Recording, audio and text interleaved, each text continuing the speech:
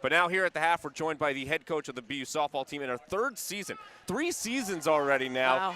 Coach Kathy Gleason. Coach, thanks so much for joining us here at halftime. No problem. Well, you know, normally you want to talk about this upcoming season, and we'll get to that, but it's kind of hard without reverting back to what a year ago was. And it was amazing to watch the run through the NCAA tournament, just to go through some of the numbers. Won the Patriot League title last year, went 36-21, made your second NCAA tournament in 3 years. 13 straight games in the month of April, which was just an incredible span during that time. Multiple awards, obviously Brittany Union winning Rookie of the Year as well. When you try to put it into a few words, how do you associate last season? It was a tremendous journey, and it was a special group. Yeah. You know, we had a tremendous coaching staff who worked so well together and cared about each other and just had a lot of fun, and I think that transferred over to the team and how they worked together. And, you know, you saw it on TV, just the way they blended and just loved to play for each other and did everything they could. So they worked hard, and, you know, we definitely saw the transformation of their journey throughout. Well, I'm glad you brought up the idea of the transformation, because sometimes you know it's a special season. There's certain moments throughout the year where you're just like, you know, something is special is going to happen. Was there a moment that stood out, even whether it was during that 13-game winning streak or whatever, where you said, this is going to be a special finish some way? Well, I think we have a sports psych guy that comes in, and he said to me early in the year, he said, this is a special group. And you listen to those things, and, you know, he always told us to ride the wave. And, you know, we had a setback in April when we went to Holy Cross, and I think that was a turning point really for our team. And, you know, when you're in the midst of a winning streak, you don't really think about it. You just go out and play each day. And I think within that winning streak, we stopped Harvard's winning streak. Yep. So, you know, I think we knew that there was something special going on. But again, they just went out and played each and every game, whether they were down 6-0, which is not comfortable as a coach, but they seemed to be comfortable with that, and came out and played every game, just one game at a time. The reigning Patriot League champion, the BU softball team, then went to the NCAA tournament, lost to a number 11 Arizona 9-6, despite that grand slam by Chelsea Kerr. One of the great moments of the season when she rounded third base with a kind of the fist pump going as well, something you'll always remember. But then knocked off Louisville before falling to number 23 LSU. And one of the best aspects of it, even as a fan, is I was watching the games on ESPN, enjoying the entire ride as well. It must have been great to see that kind of be able to watch it on such national primetime coverage. Yeah, you know, when we went out there, they told us we're going to be on ESPNU, and then, you know, Friday night, Scott told us, you know, tomorrow we're going to be on ESPN. So to be in every bar and restaurant on a Saturday night, you know, the recognition that our program received, to go out and recruit in June and have other coaches come up to us and say,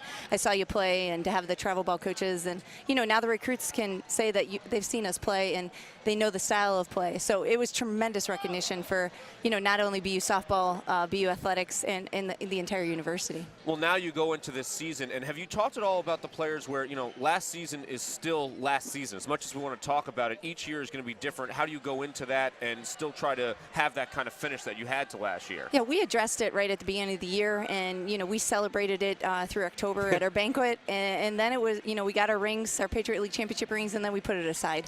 2015 is a new year. We have 8 new freshmen. Yep. And, you know, different leadership. So every year is a little bit different in terms of that. So we're just talking about 2015, and, you know, no one has the Patriot League championship in 2015. That's a great way to look at it. And I want to now talk about 2015. You do return 12 players despite the 8 freshmen, and each team's a little different. One of the aspects that I really thought helped you guys, especially down the stretch during that winning streak in April, is it was also a school record in stolen bases with 105. You lost, though, number 1 in Jamie Mask. How does now what you do at the top of the order, does the way you play, your lineup change at all without that at the top? Well, it definitely changes. I mean, Jamie was a complete impact player for us, and, you know, to get her record at the end of the year was tremendous. You know, that's 37 stolen bases, and she just set the table. So, you know, we'll look to Mariah Conley and Brittany Union to step up into that role, and we'll just manufacture runs in a different way. But, you know, we don't see it as we're stagnant or stepping back. You know, we have a lot of, you know, a couple good freshmen who will step right into the lineup, and, you know, we have 12 returning. About 4 or 5 of those are significant in terms of starting position, so they have that. But they've done tremendous. The seniors, Kendra, Mandy, and Emily, have done a tremendous job of putting everybody under their wing and said, this is the way we do it, and we haven't stopped. Last year, you ended up with 3 starters in the circle, and it was just seeing the transformation of Melanie Russell throughout the end of April and then into the postseason. She became obviously the ace of the staff. What's her role this year in terms of what does she know she has to do to continue to grow as that starting pitcher? Well, I think they all look at it as we're a staff, Yeah. you know, and we look at it as well. You know, Coach Taylor's working with them as they're all pretty much the number one. They all want to command the ball, and they all want the ball, and they're tremendous supporters of each other. You know, and obviously Mel got a lot of, you know, no one knew about her, right. You know, transferring in, and no one knew about her. Now everybody's seen her. You know, she's got some time on TV, and so everybody knows about her. But I think she's embraced it, and she's ready for it. And you know, she had an injury short year. You know, she started out great in South Carolina, and then had the injury where Lauren and McKenna had to step up a little right. bit. So they've all had some time, and you know, we added a freshman, Sydney Overly from Torrance, California, who has been dealing with her own injuries, but I think it'll be a strong staff, and that's what we're really looking for. Crazy to think that softball is back in just 20 days. You look at where the Terriers are going to start. They'll be in Tempe, Arizona to take part in the Littlewood Classic. You'll spend some time in College Station, Texas, Fort Myers, Clearwater, Florida, all warm weather. Doug and I are very jealous of that. But that's starting February 21st. BU will be away from home the first 25 games of the season, including starting on the road in Patriot League play at Lehigh. It's a tough schedule. How do you feel like the team can cope with being away for so long to start the season? It'll be a little bit of adjustment for our freshmen, just getting on the road. And again, you know, the seniors and the juniors have done a tremendous job showing them the way. You know, we have a very challenging schedule, you know, starting with Oklahoma and Washington right out of the bat, and then ASU.